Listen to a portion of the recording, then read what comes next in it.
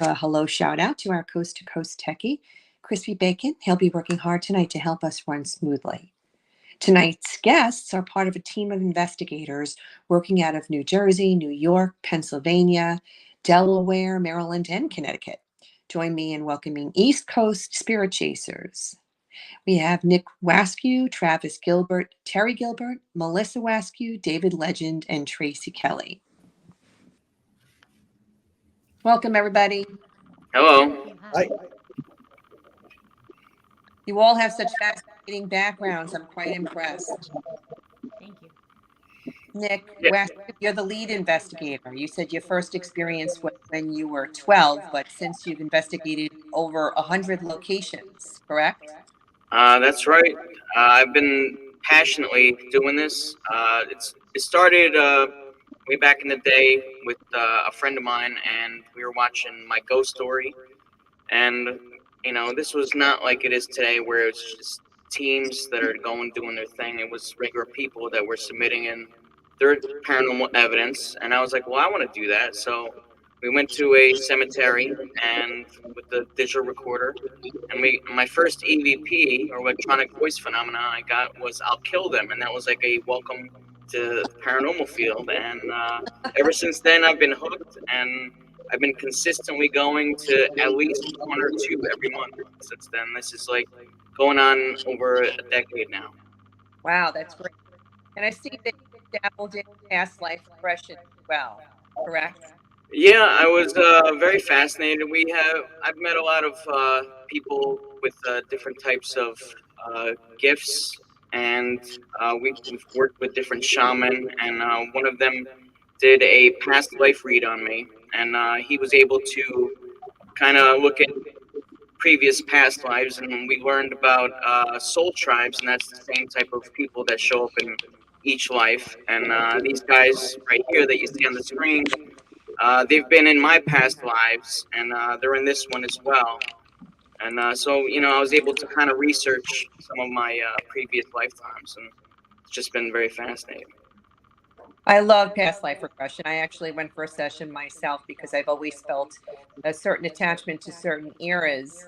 And it was definitely an odd experience. So I want to go back and do it again. Yeah, I had it, but I kind of have like it was just really strange.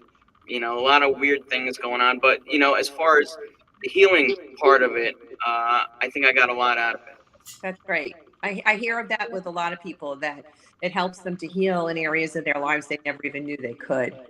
Yeah, and the person I go with, it's the person I go to Reiki regularly, and she recorded it on audio, and I was able to listen back to it, and it's just like wow, like some of the answers were like you know shocking when you're kind of listening back and just taking it all in. Yeah. So, Travis Gilbert, you are an investigator and a medium, and you've experienced things ever since childhood. I'm fascinated that you are a special needs investigator, which is definitely a rare breed. And I understand that it enables you to work without emotion, which protects you from dangerous situations. Is that correct? Yes. And you have befriended spirits that follow you on investigations that help you in suggesting things and warning you from danger? Yes. I am amazed. That's wonderful.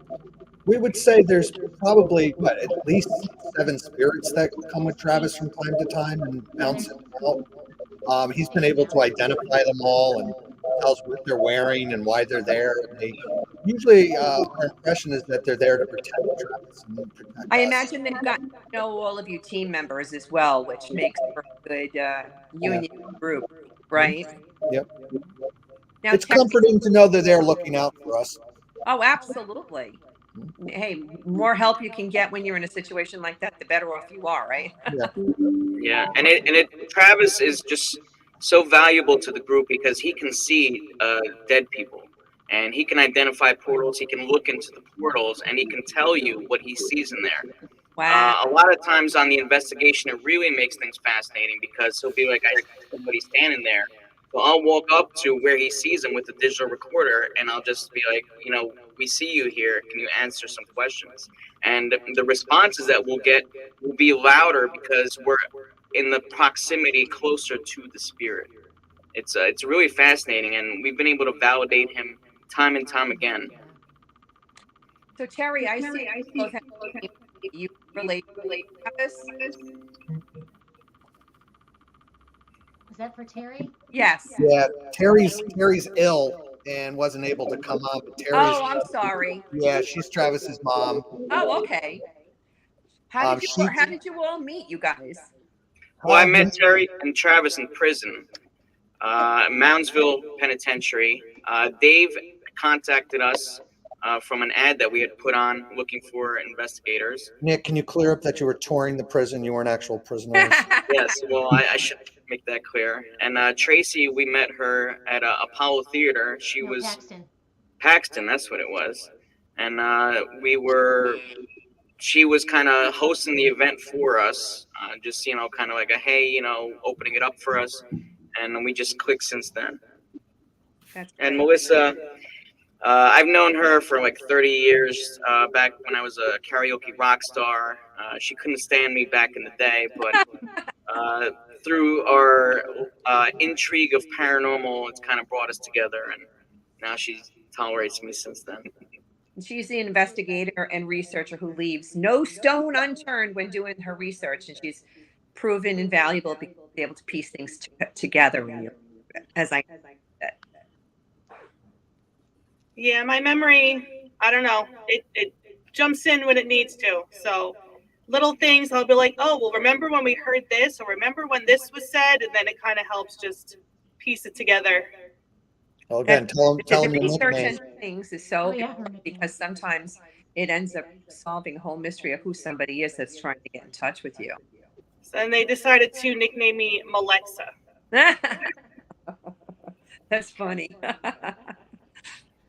David, you're in the investigator and the historian as well, correct? Yeah, I'm a high school history teacher, and I used to do Civil War reenactments.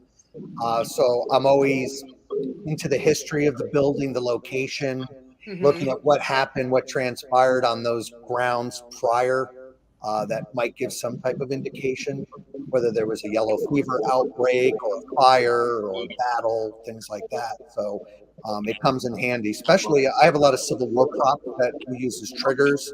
That's great. Go to place Gettysburg or battlefields in Virginia, they come in handy. You and I have that historian too. When I write my books, I write about the history of the locations and the towns. So I give people that kind of background, and then I tell the ghost story. And then if the paranormal team gets in, then I can tell them what we experienced as a paranormal team. So it really does bring everything to life when you have that background information for people. Mm-hmm. Now, Tracy, you're an investigator and the techie. Yes.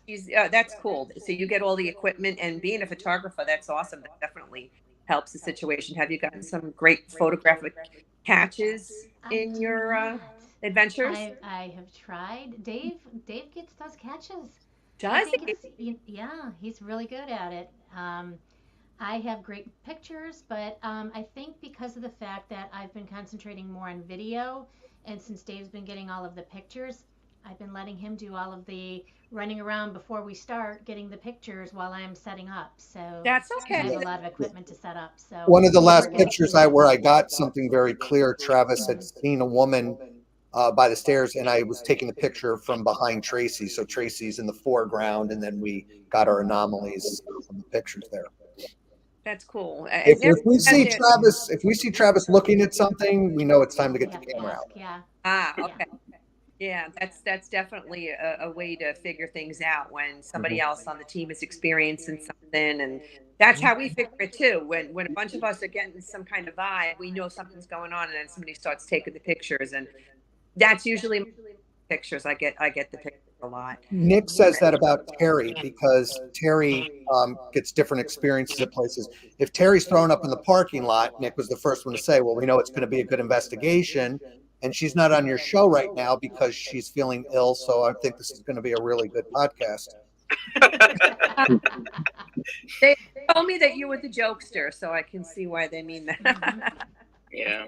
But just talking about Tracy, I don't want to sell her short, is because she contributes so much as far as being the most prepared person on an investigation. We know if someone's done her homework, it's always going to be Tracy. And as far as equipment wise, she has created probably the best, most clearest ghost box that I have ever heard. And That is good. props to her for that. And she's got our logo and everything on it. It makes it nice and pretty. But she makes all sorts of different types of REM things pods that and we can yeah. use on the investigations. The IR light that she has on there is the best IR light that I've ever seen, and that goes, kind of blanketing all the stores that sell IR lights. Like it's not even close. That's how talented that this girl is. Wow. Well, you really got a cool team because everybody's got their talents and you all seem very good at it. So I'm impressed.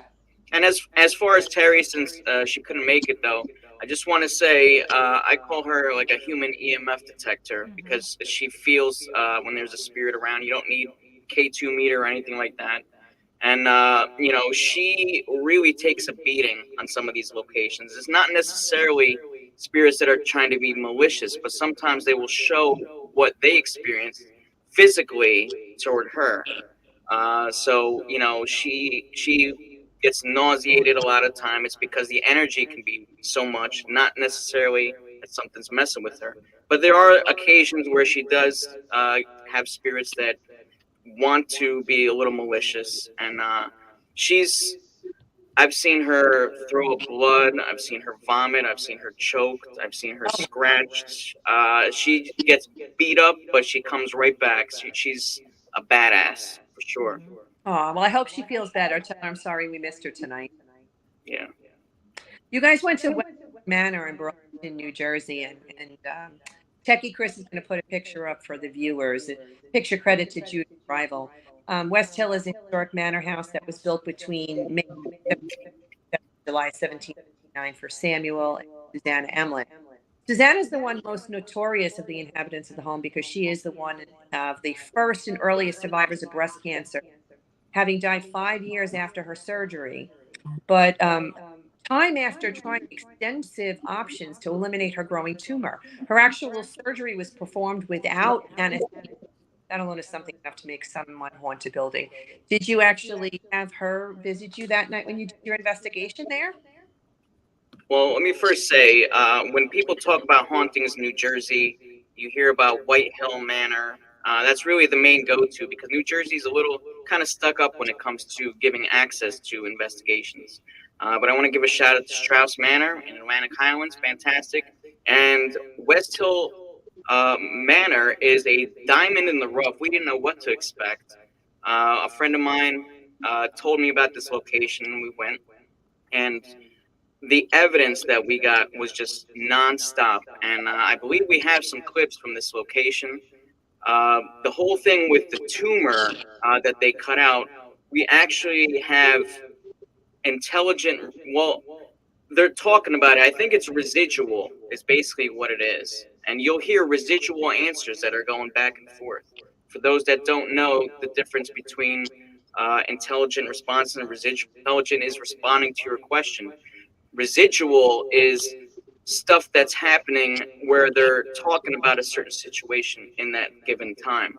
And the responses that we got about the tumor, it's like it was happening at that moment. And I don't know What, if you guys want to roll the clips. what, Yeah. what about the shark clip? What about that? Oh, the shark is.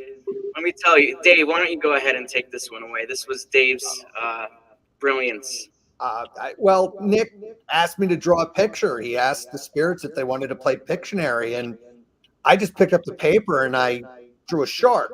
And I thought this obviously looks like a shark. And then I started drawing other things to see if drawing more things would draw them in. And I drew some clouds. And then the next thing that popped in my head was a gun. And Nick is like, "What are you on tonight that you're drawing clouds? And it looks like a flying shark." And he was making fun of me, and he's just like, nobody's going to figure this thing out. And then we heard on the spirit box, he said, "What did Dave draw?" And we heard shark Wow. right over, and it stopped us in our tracks. So we've made that a daily, pretty much a fair practice when we go on locations. We bring a eraser board and we come in there with markers now, and we're going to try and see if we can play some Pictionary with the spirits. Nice. It's that outside the box thinking that we like to do. Yeah. You don't see this kind of stuff on the TV shows. I don't know any other paranormal teams that kind of do this type of thing. So we kind of like to try some new things, and a lot of the things we try really pays off. That's great. Well, we're going to have Chris run the clip for the shark first, and then we'll do the tumor one so we can see them. In the kitchen, we had just turned the camera off, and a voice on the ghost box says, "Draw a picture."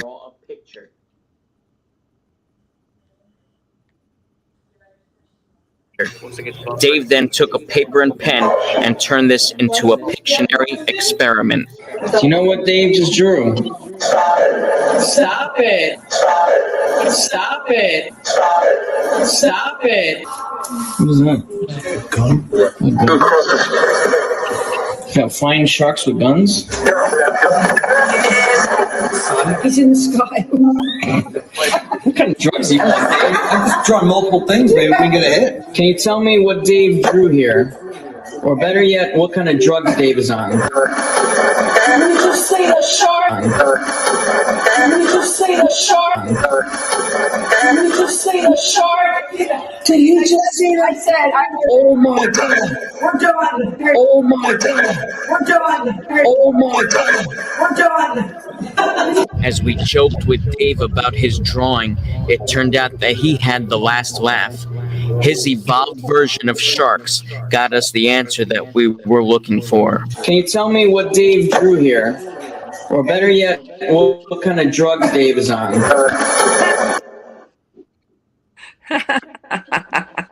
Nothing like a team that has fun together. That's very fun. And I think that's really what kind of gets us the evidence that we do, is because of when you come in there with a good vibe, they're going to be attracted to that. If you go in there and you're just kind of like by the book, if you go out having fun, I think that's what's going to draw more of the interaction with the spirits. It absolutely does. They love when they hear you fraternizing and laughing and having a good time. They want to be a part. It's almost like they miss that part of life. Yeah. Lottery. All right, Chris, you want to run that tumor one, please?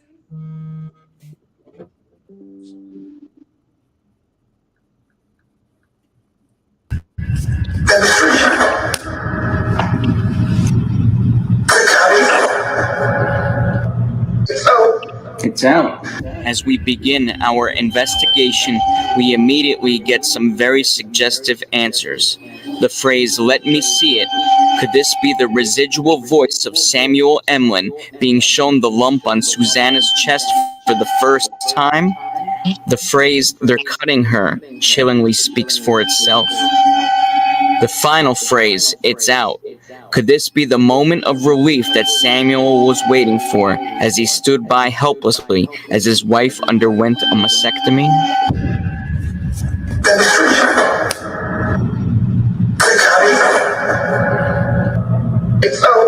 It's out. It's out. I wonder if that's like from the tumor. Yeah. Is the tumor out? They got it. They got it. They got it. Wow, that is just amazing footage. Wow, that is great. And I love the way you do your videos too. Like you really present it well for the audience to see. He's really good. Yeah, cool. You guys went to Hinsdale House in Hinsdale, New York, and I'm going to give the picture credit to the Haunted Hinsdale House site. I'm going to put that up. The haunted house in Hinsdale is perhaps the most famous haunted house in the area and has all the elements of a good ghost story: mysterious history, strange sightings, unexplainable events, and even an exorcism was there. The house on McMahon Road first gained notoriety when a book, Echoes of a Haunting, came out. And Clarence lived in the house along with their children in the early 70s. During their time there, they were visited by many spirits. A priest from St. Bonaventure University was at the house more than once to perform an exorcism, which worked for a while, but as time went by, the Dandy family lost the battle and ended up leaving the house for good. Definitely a place for hauntings, it seems. Yes, a very creepy place too, in the middle of nowhere. In the middle of nowhere. Tell me what happened when you were there. Well, basically one of the things that was going on there, there was brothers that were murdering people that were coming off the stagecoach, and Travis ended up seeing them, and we ended up interrogating them and found out a whole bunch of different things. He was able to identify that there was a portal in the main floor. It's not a very big house at all, and it's so small. And in the main living room, you can actually look up to the ceiling, and there's just a little gated little passage where you can just talk, I guess, up and down, Like a vent basically, to the floor above, and it's very small but very active. This is a location, probably the only location that I've had multiple dreams about, almost like calling me there. I've had friends that have gone there, and the car alarms would start going off, just for no unexplained reasons. Everybody's car alarm would go off. We investigated there, and we were on Facebook Live. We've got this video, and as we're doing our investigation, it's still daylight. We see a shadow figure that ends up crossing right in front of us.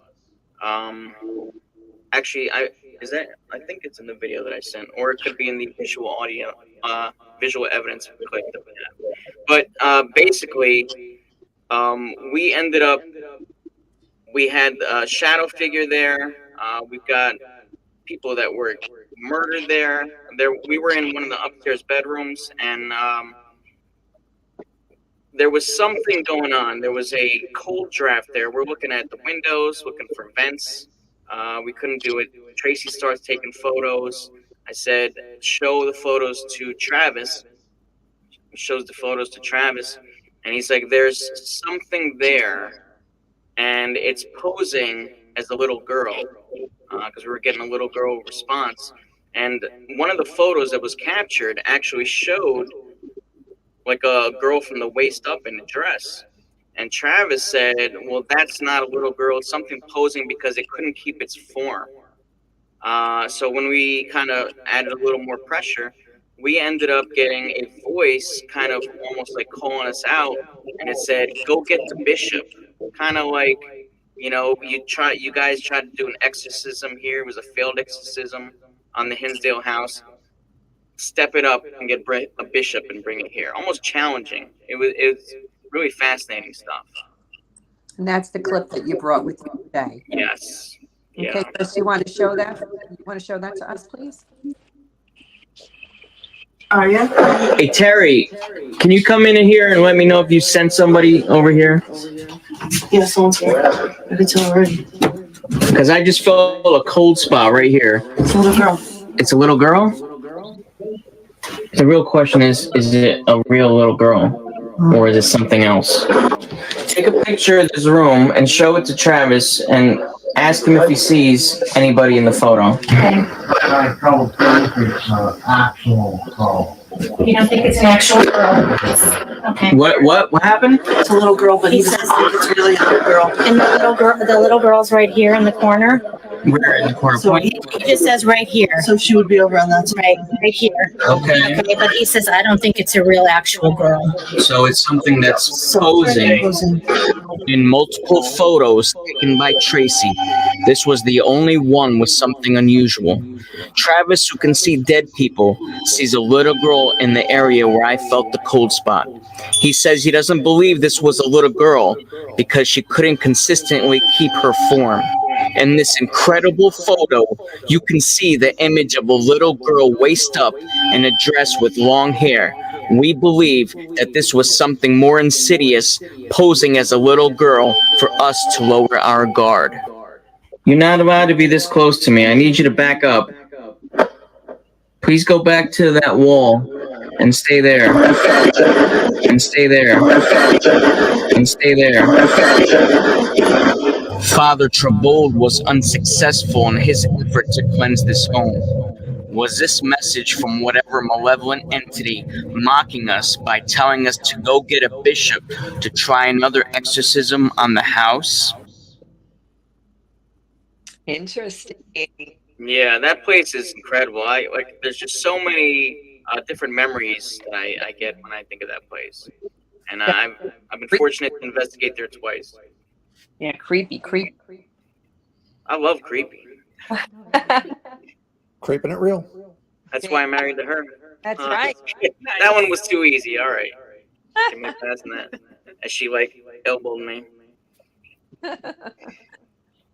Okay, so you guys also went to the Wildwood Sanitarium in Salamanca, New York. Oh wow, But Wildwood. One of my favorites. Yeah. Wildwood was amazing. It's probably hands down the best ghost box session that we've ever had. Really? There's a room that they have. It's nothing but haunted dolls, and the responses that we were getting back were intelligent. They were clear, and You know what I it just found? told us about the vibe that was going on in there. And they referred to themselves as a family. Well, I can imagine all those dolls. A lot of them have attachments too, because Right. that's Yeah. just Yeah, and I love talking to dolls. You know, we just recently did a tattoo shop down in South Jersey, and we got all sorts of crazy answers. So anytime there's a doll or a doll room, I just love to kind of dig in there and see what we can get. Cape May, Jersey is one of my favorite places in Jersey. I just love the haunts in Cape May. We're doing Cape May in April. Are you? Yeah. I'm jealous. Well, Chris, put up the picture of the Wildwood Sanitarium for us. I'm going to let Can I chime in just for a moment? building established in 1999, and there is a sign in front of the building which reads that the sanitarium and bathhouse are now open for the treatment of all conditions except diseases. We endeavor to make the conditions inside the house as pleasant as possible, and we'll try to give each patient individual attention. Owner Lori has owned the location for about 5 years. It was built in 1900. The building was first purchased in 1903. The sanitarium in 1906, established officially in 1909. It remained a sanitarium until 1923 when it was forced to become a clinic for the tuberculosis patients. It eventually became an osteopathic practicing form of natural holistic healing. With all the tuberculosis patients in there, I imagine it's definitely a cool haunting. Sure. Yeah, Terry had a rough time there. I'll bet. Yeah. Yeah, there was a doctor that really had it out for her, and every room that she went into, this guy was just on her Following her and around. making her very uncomfortable. And a lot of times she ended up having to leave the building to go outside and catch a breather because she was getting so nauseated there. So, I mean, it's a fantastic location if you're a paranormal enthusiast. It's just so active. You know, wait till you guys see this doll room clip that we had brought for you guys. Okay, Chris, you want to run that Talking for us? about the clip, though, can I just chime in? Oh, yeah, go ahead. Okay, yeah. So what I want you to pay attention to is the fact that there is a voice, a very deep voice that keeps coming through. It's the same voice, which is really unusual on a ghost box because you're doing a radio sweep that doesn't actually stop at any channel. So to actually hear that same voice over and over again is very, very unusual. And we got full phrases from it. And the fascinating thing is you could tell when there was going to be an answer coming because you would hear like the static start to build up, and then the answer would come. Well, you guys will hear it when you hear the clip. Okay. We're ready, Chris, when you are.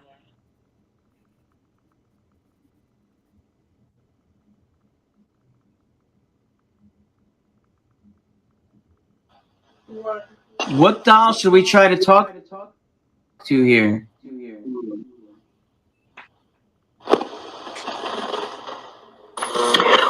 Him! Did you hear that? That was creepy. Him. Who's him? What? Can everybody be still? Back up. Offer, give her some space. What? Your mama? That was a little creepy. We're married. Who's married? Oh, look at that. You guys are married. Tell me about the married couple.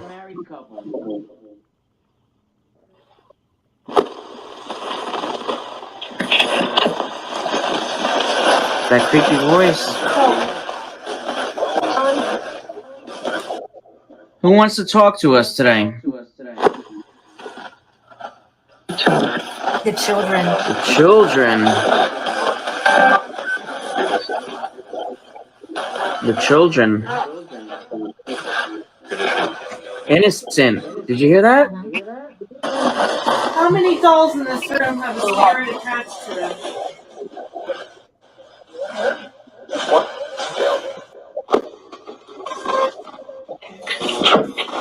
$20. Wow. Look at all these dolls. Why do you stay in the doll? Did the doll mean something to you? There's another cow behind me.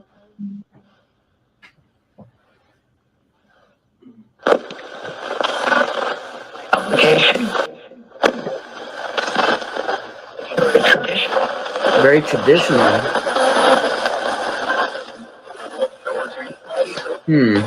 If you said there's 20 dolls that have spirits, who's the boss of these dolls? Who runs the show here?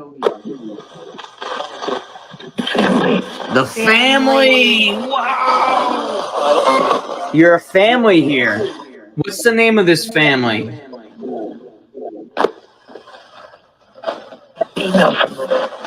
That's crazy. Sure, yeah. We want to thank everybody who came through. Yes, thank you.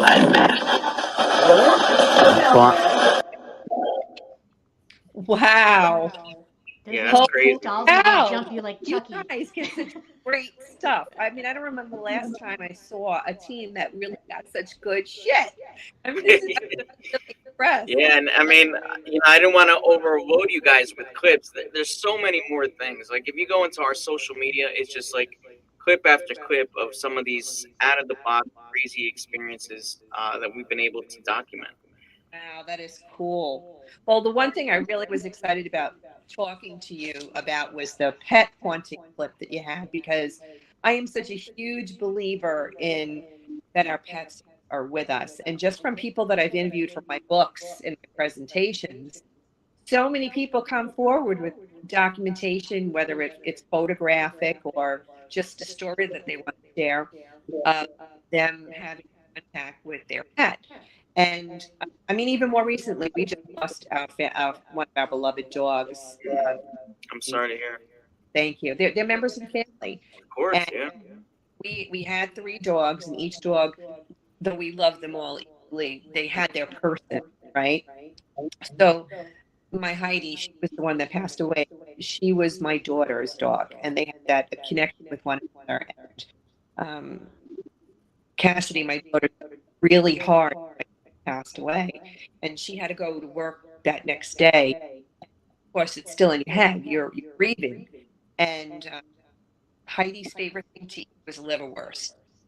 And my daughter worked in a deli bakery, and you very, very rarely get somebody who orders a liverwurst sandwich. And Heidi is not a common name. So she was grieving my kid, and she was really upset. All of a sudden, this lady comes in to place sandwich order, and her name is Heidi. And it kind of clicked with me. That's really weird. And then the lady left, and as soon as she left, the next person came in, ordered a liverwurst. To me, that is not a coincidence. That's Heidi letting Cassidy know I'm okay.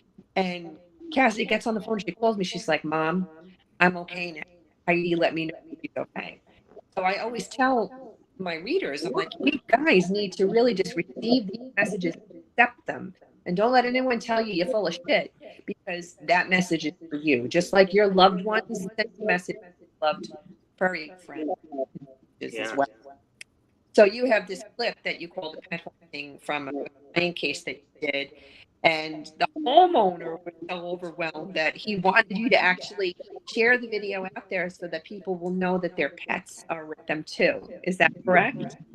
Yeah, when we do client cases, everything's confidential. We don't want to put their business out there. We also don't want to get in trouble if they want to sell their home and they say, well, they said that our house is haunted, so we don't document any of that stuff. We don't put it online. But this specific clip, because it touched him so much, he's like, you have to go and show this to people, and it's comforting to know that when your pets die, they remain. Dave, you want to chime in on this? Yeah, when we were in the house, there were some things that had come up. One of our mediums had immediately gotten the letter M, and that kind of keyed us in.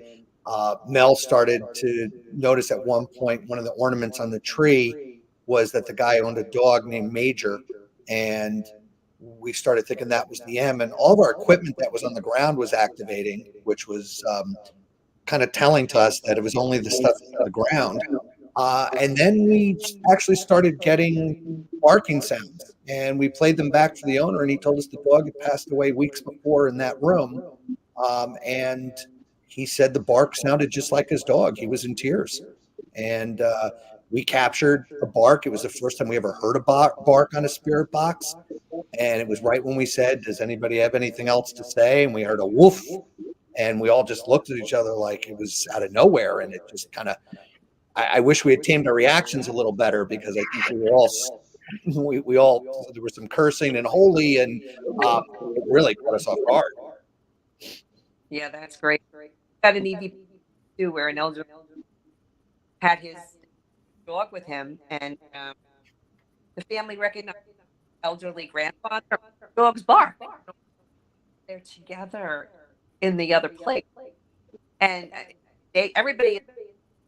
There was not a dry place trying to get a connection with his grandpa and his dog. It was just wild. So I know those reactions when you're overwhelmed with something like that. But why don't we run a hunting clip for everybody to listen to when you're ready?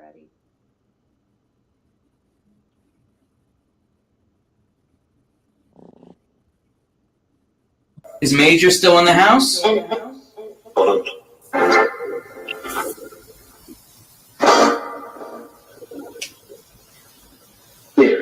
Here.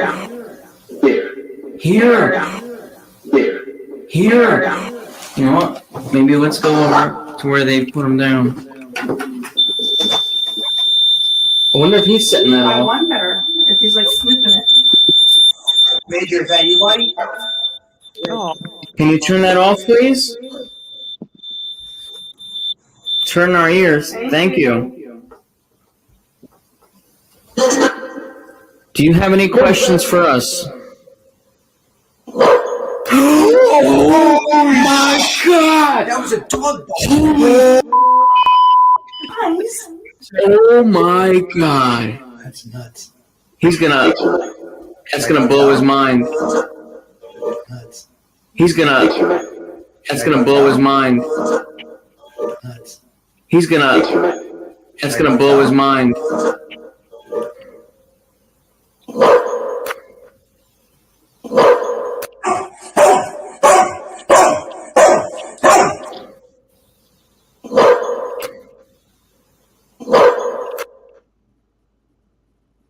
Yeah, so that was pretty meaningful for him.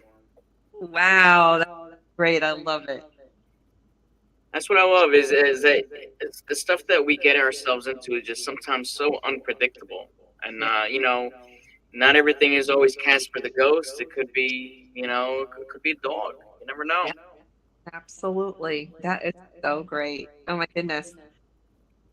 You had also mentioned that your medium Terry, that she gets physically affected on the investigations, and sometimes it's malicious, Sometimes the energy of the location could be so overwhelming to her that it will make her sick, or sometimes spirit may show her what they experienced physically, like in the tuberculosis situation.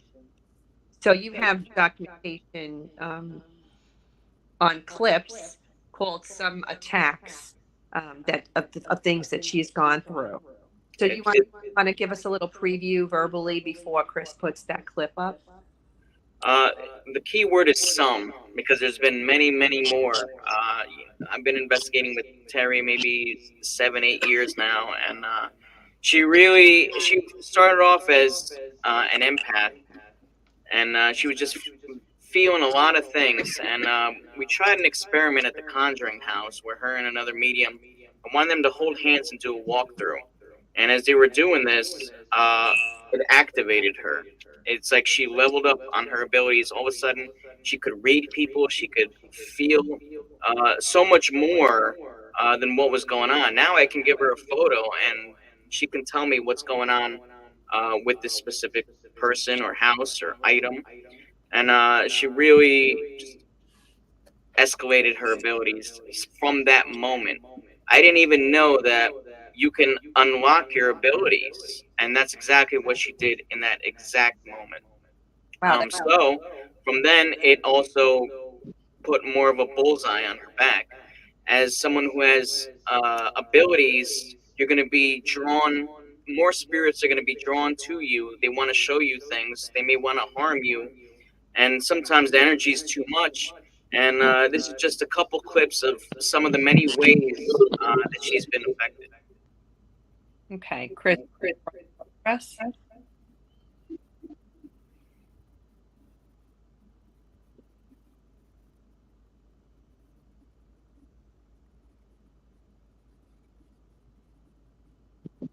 This first clip, I think, from Wildwood.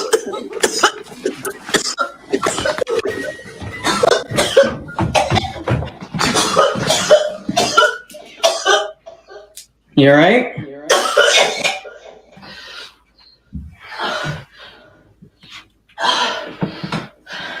Don't forget to wash your hands.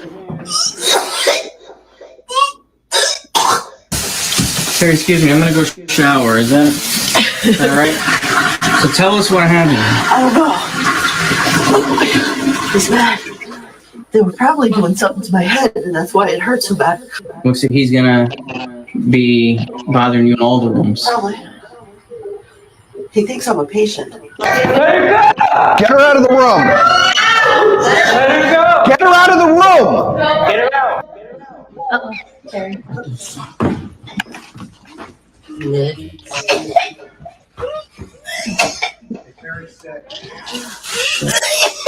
Get her out. Get her out. Can you grab the trash bin? Come on. We'll carry this. With you. You know what? Go in the bathroom. No, let's get her out of the building right now.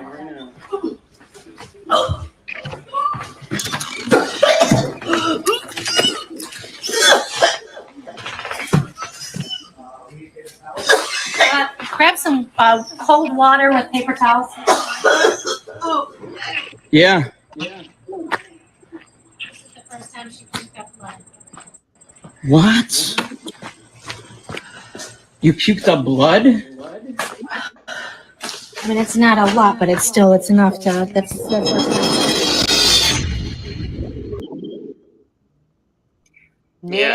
Man, she's a trooper. Holy Let me tell you something. That is not the half of it, because that doesn't include me terrorizing her on investigations.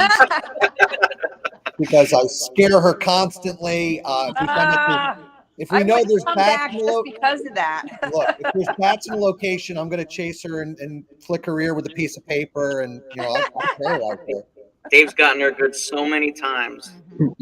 So that's like some of the clips that you saw there. They're from our Facebook Live. We go live on investigations, so who knows what's going to happen? And we see it as people who are tuning in see it, and these are effects. And one of the clips where she was actually puking blood, that's actually from an upcoming documentary that we're working on. A little clip in there. You'll see more of it when it actually comes out. What stands out as your most favorite investigation? For me, I always go back to Trans-Allegheny Lunatic Asylum in West Virginia. It's just, I don't know why. We get desensitized ghost hunting. I just felt so comfortable there. Um, and it's a creepy place. You shouldn't feel comfortable. I felt comfortable there, except in the lobotomy recovery area. It's the first time I've ever been physically sick. And I've been on about 125 investigations. I've never felt sick at one, but I had to get out of that lobotomy recovery room because it made me ill. Really? That one just always stood out for me for some reason. It's just the building, the architecture, the history, the different wings, and all the things that were available there. For me, it's probably Bobby Mackey's Music World in Kentucky. When people call it the portal to hell, they're not kidding. We had something that was just like stalking us, big shadow man that was pacing back and forth on the stage. We were in the apartment room.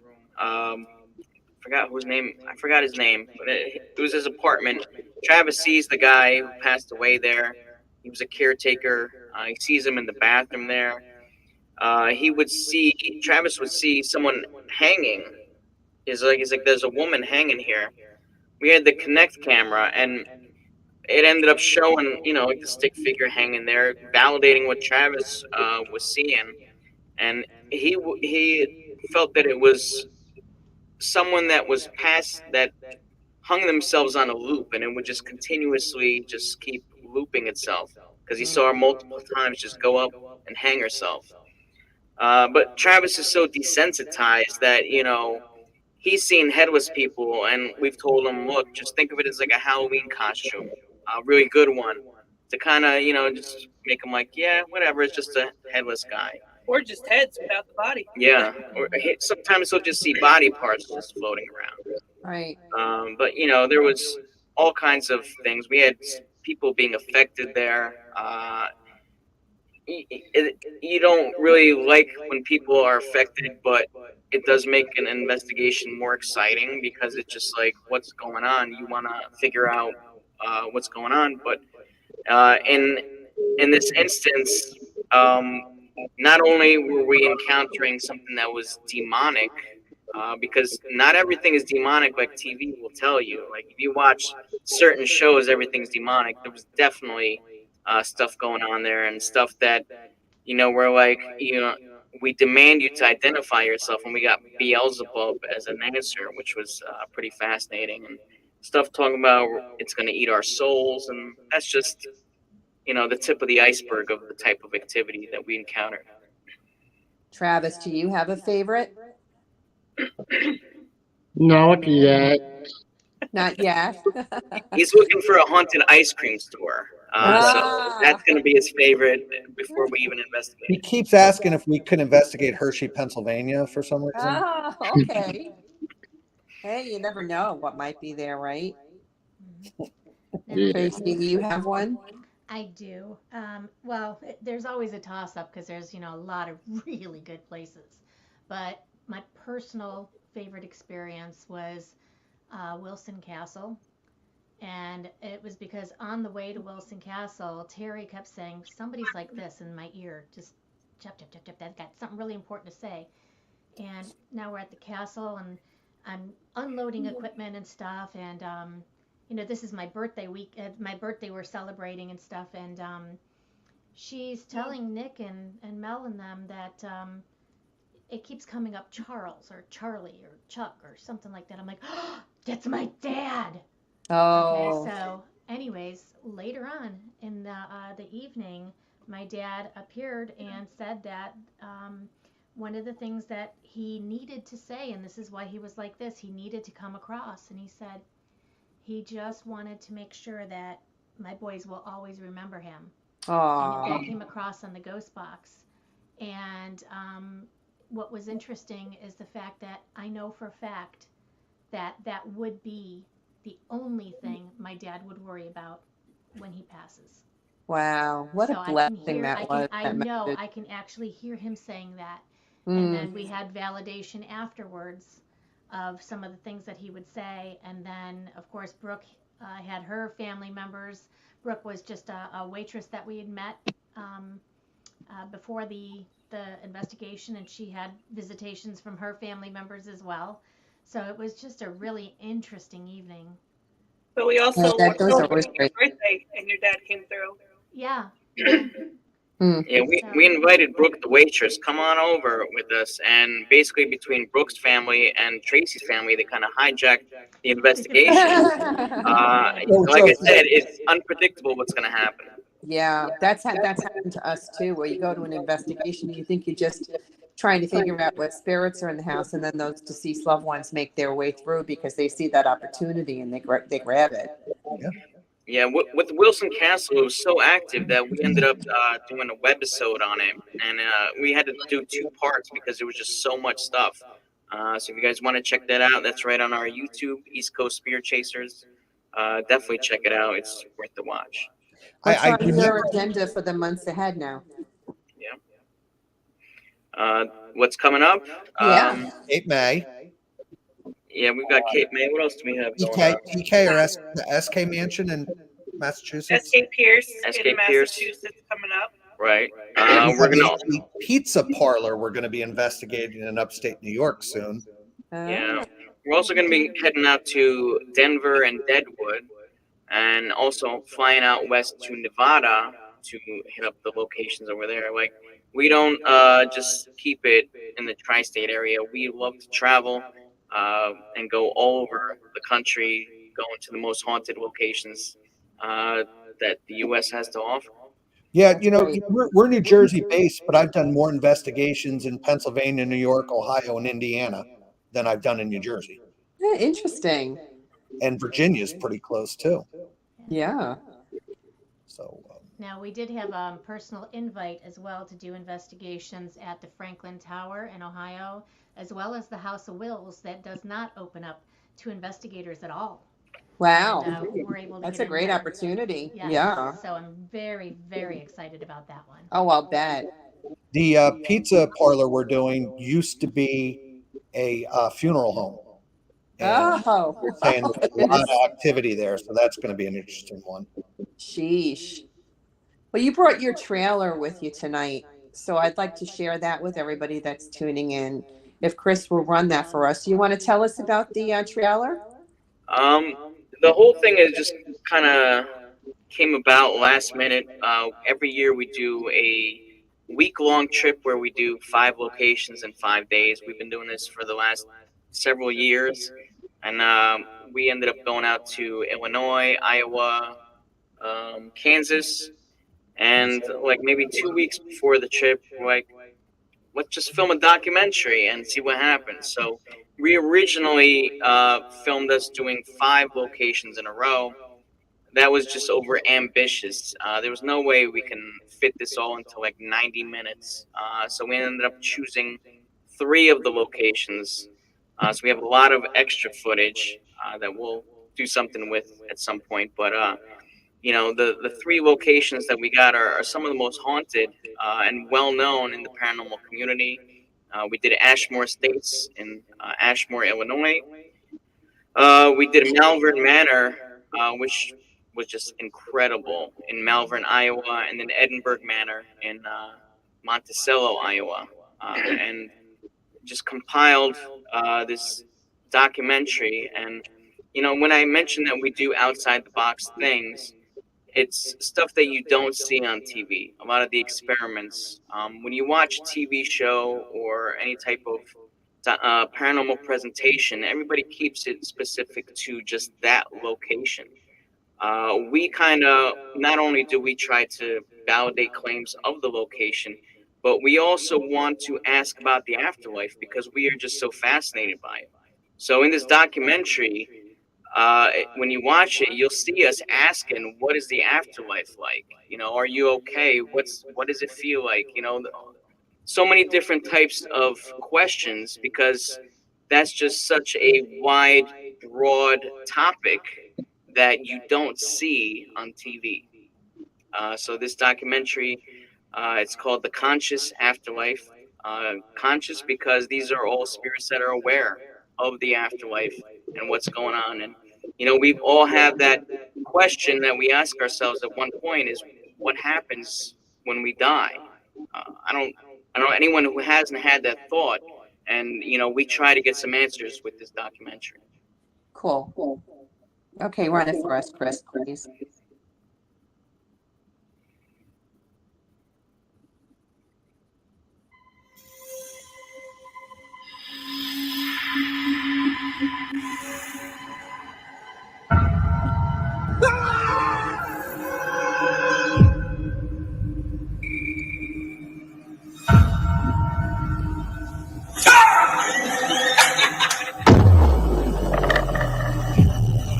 He'll run at people. He's not afraid of making you uncomfortable. Get her out of the room. Get her out of the room.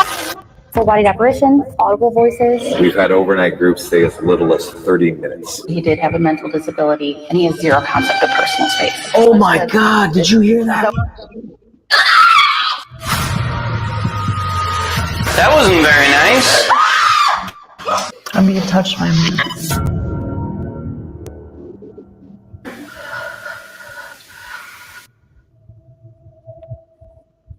Like I said, when Terry's getting beat up, it's going to be a good investigation. But the one scream that you hear in the trailer there, that was a disembodied voice. Oh, that we had captured, and we had just walked past this doorway, and this like banshee scream just came out, and it's just crazy stuff.